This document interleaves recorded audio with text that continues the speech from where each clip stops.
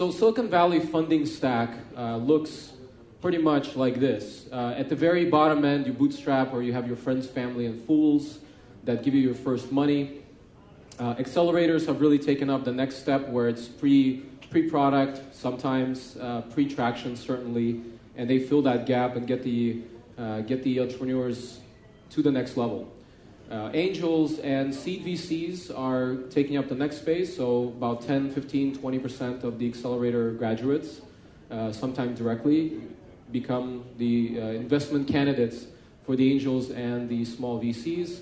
Then you have your traditional 100 million plus VC funds. And then finally you have growth equity, and if you're really good, you graduate to get acquired at some point, or you IPO, right? So this is kind of the traditional step ladder in Silicon Valley and more of the, let's say, maybe New York, parts of London, etc.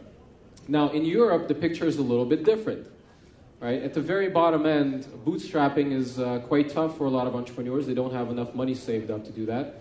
Friends, family, and fools, also hard to come by, right?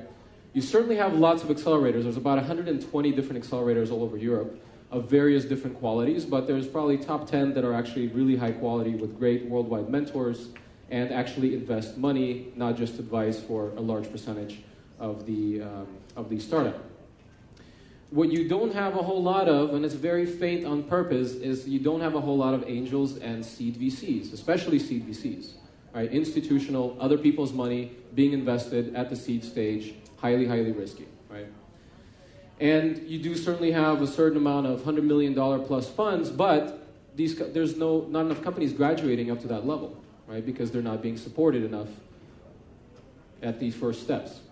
Growth equity is certainly there, especially in Russia. There's plenty of big money, big funds that are over $500 million worth, but they need to write big checks into companies that are worthwhile.